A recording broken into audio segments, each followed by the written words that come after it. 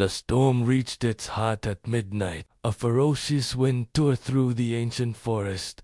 Thunder rolled like the drums of war across the hills, and jagged flashes of lightning illuminated every forgotten corner of the beast's isolated world. Beauty stood in the center of the great hall, a lone figure against the castle's immense, shadowed emptiness. Her dress was soaked through, clinging to her like a second skin, and her hair, once perfectly styled, was now a wild mane, tangled with rain and rebellion. The beast stood before her, a hulking silhouette against the flashes of the storm. His breath came in ragged, uneven gasps, and his eyes, usually blazing with fury, were wide not with anger, but with a raw, exposed fear. His voice was a low growl, strained and heavy. "You shouldn't have come."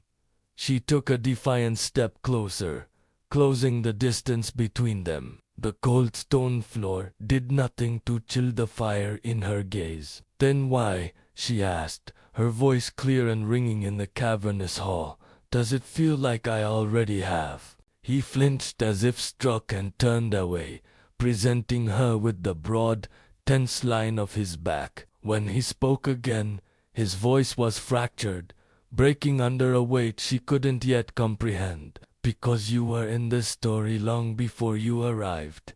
A heavy silence fell between them, thick and charged, broken only by the relentless drumming of the rain against the high arched windows. For a moment that stretched into an eternity, neither of them spoke. The storm outside raged, a perfect mirror for the tempest brewing within the castle walls. Then she broke the stillness. Her voice was quiet, stripped of its earlier defiance, now holding only a gentle, insistent plea. "Tell me the truth." The beast trembled, a tremor that ran through his entire massive frame. He turned back to face her, his expression a mask of agony. "The truth," he rasped. "The truth is, I cursed myself. The witch, the rose, the magic. It was all just an excuse, a convenient narrative to hide behind."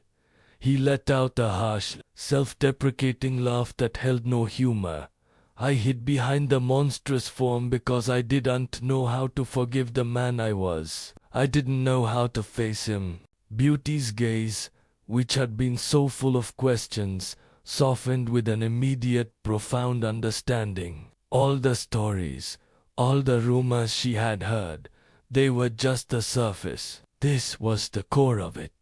The real curse wasn't the fur or the fangs. It was the shame he had carried for so long. "Then stop hiding," she said, her voice a soft command, a gentle invitation. As if on cue, a brilliant fork of lightning struck a tower nearby. The world outside the window flashed white, and for a split second, the great hall was flooded with a blinding, golden light.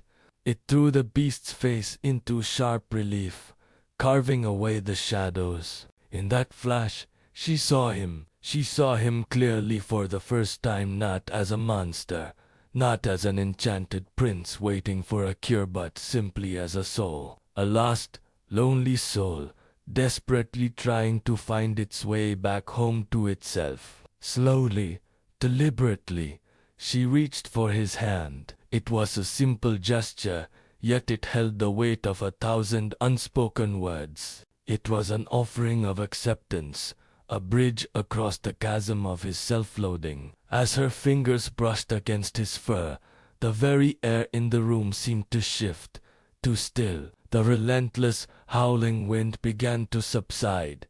The chaotic rhythm of the storm slowed, its fury abating. And in that sacred silence that falls between a clap of thunder and the next drawn breath, he whispered, the sound barely audible, "I am so tired of being afraid of my own heart."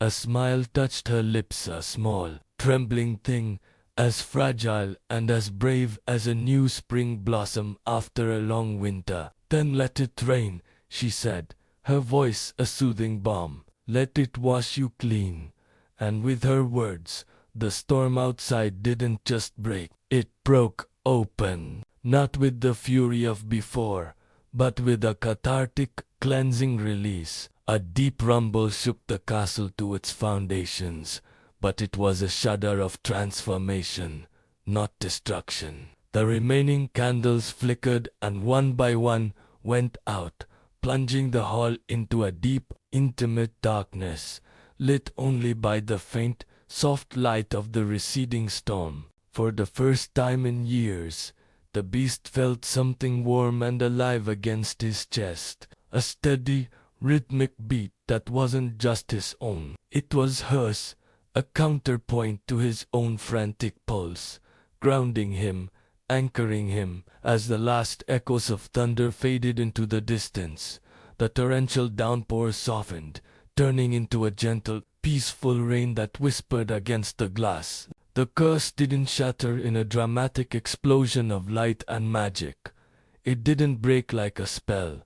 It dissolved. It melted away like salt in the rain, leaving behind not a handsome prince, but the man he was always meant to become. The man who was finally, after so long, ready to come home. Thank you so much for joining me on this journey. If this story touched your heart, please consider liking this video and subscribing for more tales that explore the magic within us all. Your support means the world. See you next time.